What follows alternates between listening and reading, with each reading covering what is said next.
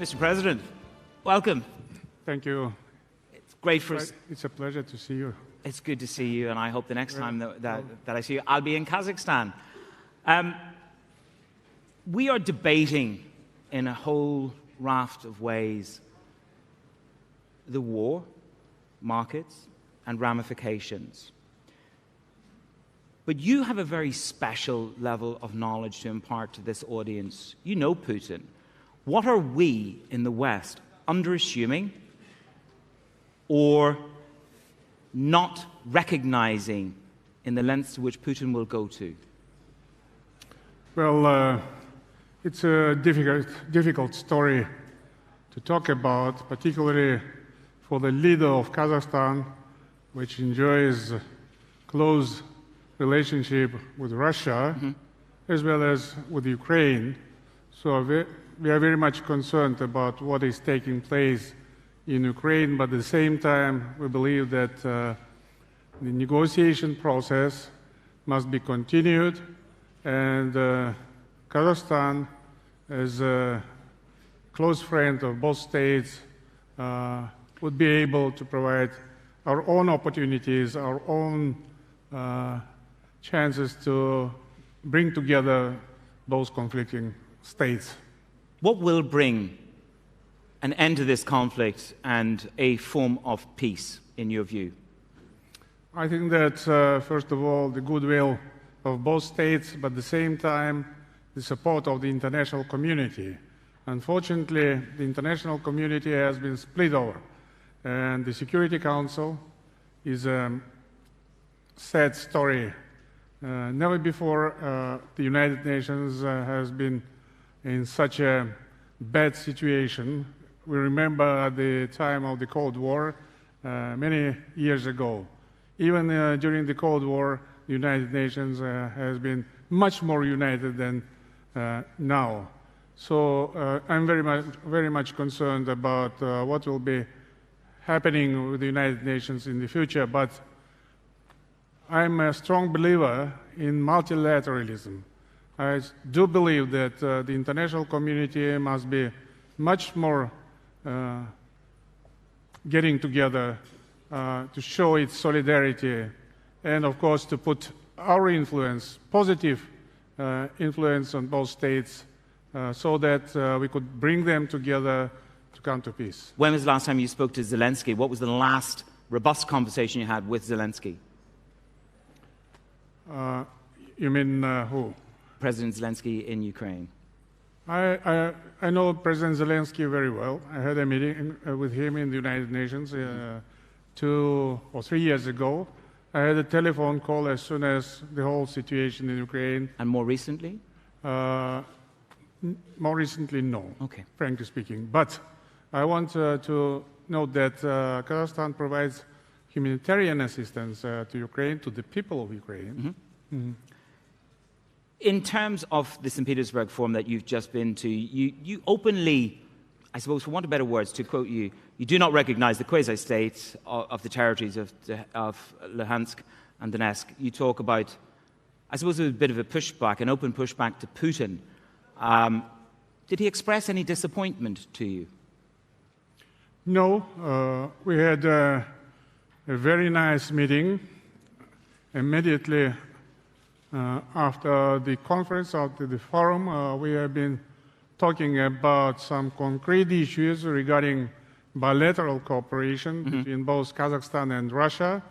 He was very calm, self-conscious, self-confident, and but when expressing our assessment with regard to the territorial integrity of the states, of course, I was speaking about a major principle of the Charter of the United Nations. And from my point of view, the territorial integrity of the states must prevail.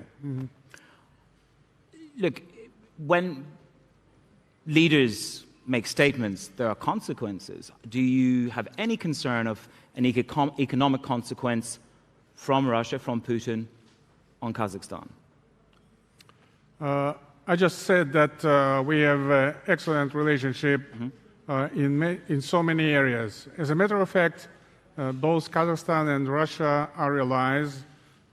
We are staying together in such important organizations like the Eurasian Economic Union or the Organization for Collective Security.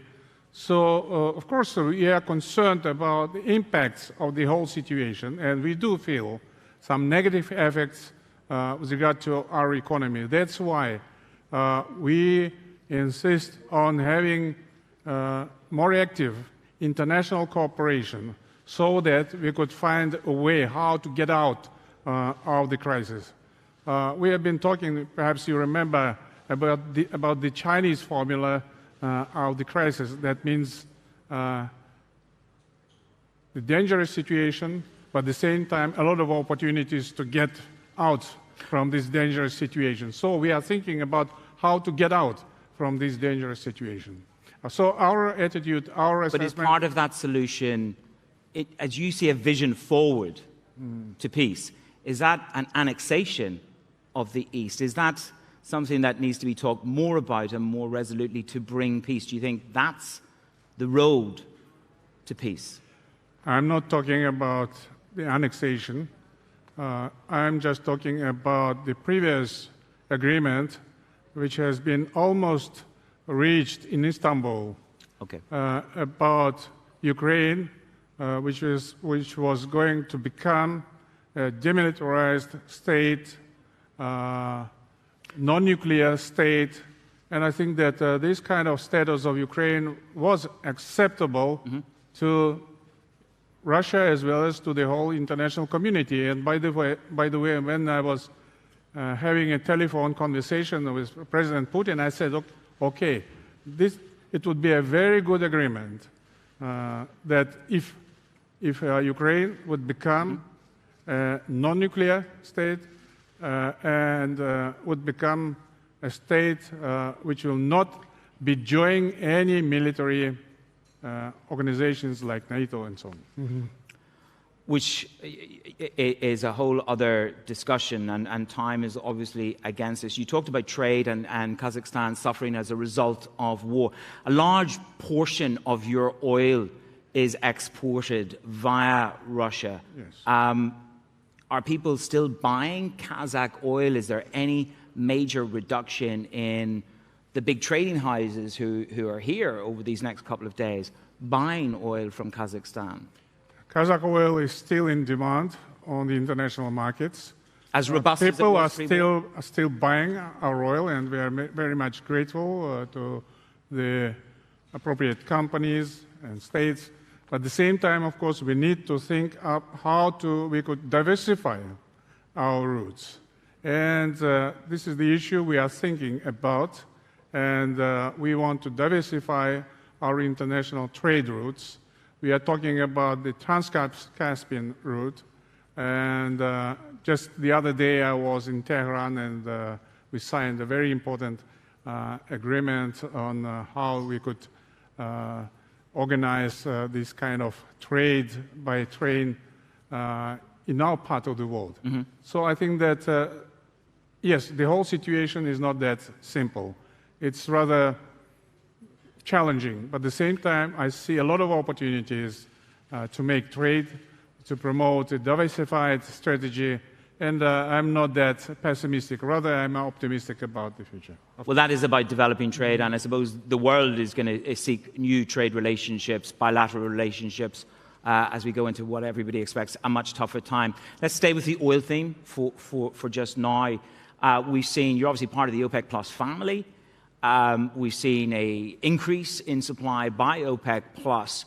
Do you think we need to see a more significant supply response from OPEC Plus in the summertime?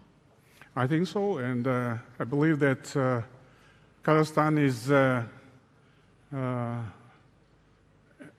has an observer status in OPEC, and we are committed to all the agreements. We are getting engaged in all negotiations and talks, and we have suffered, by the way, joining ourselves to the OPEC agreement. You've suffered? Yes, we had to reduce our oil production in Kazakhstan, but being committed to the international cooperation, being committed to the international organizations, we still want to have strong links with OPEC. And of course, we will be a part of OPEC in Vienna. And I hope to be in Vienna at Christmas time as well in December. Biden and the administration are exerting, by all intents and purposes, significant, I suppose, pressure for the Saudis to do more. Is Biden's politics working? Do you hear that people within OPEC are open to doing more, supplying more? Is the Biden approach working? It's very difficult for me to answer your question. I'm president of Kazakhstan, and I want to have a friendly and predictable relationship with the United States. Okay. Okay.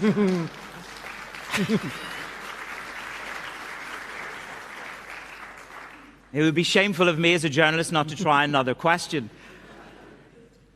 We understand that Joe Biden will, we hope, travel to Saudi Arabia. From a global geopolitical point of view, how important is that moment for OPEC, for OPEC Plus, and for the world in terms of oil politics, that they meet and a rapprochement of some description begins?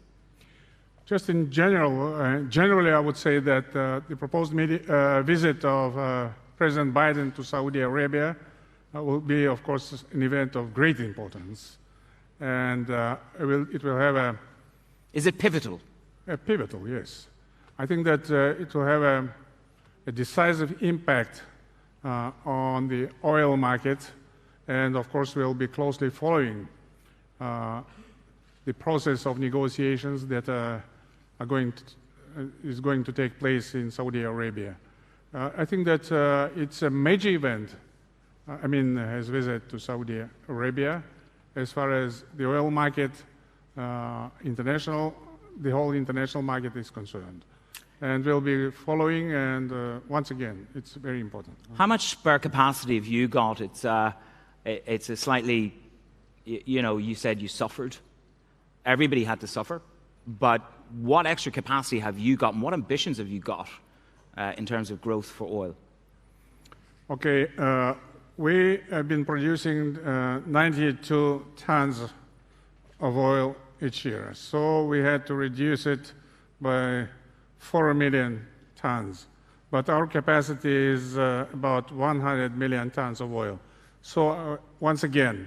Can we get there quickly, Mr. President? Yes, we can do it quite quickly.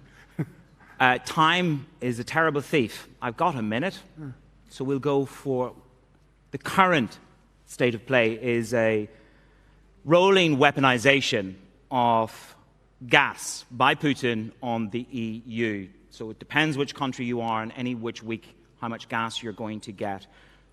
Do you, and should the world consider a moment where Putin would switch off the gas completely to Europe? I think that from my perspective, Putin has no such plan. If you remember, in St. Petersburg, he confirmed once again that his strategy will be to continue gas from Russia to any buyers in Europe. Once again, speaking on behalf of Kazakhstan, I would say that as far as Russia is concerned, we have no problems. Speaking about Europe, okay, we do recognize, we acknowledge that they have problems. But once again, without jeopardizing the whole situation, we need to find ways how to address this issue. May I just close with one statement from you? Is Vladimir Putin a staunch and robust ally for Kazakhstan as of your last meeting? Yes, he's a staunch ally of Kazakhstan. And as president of Kazakhstan, of my country, I'm very much pleased having close relationship with Putin. We need to do so. Mr. President, welcome to Doha. Great to have you with us. I enjoyed the conversation. I look forward to seeing you in Kazakhstan. Very much.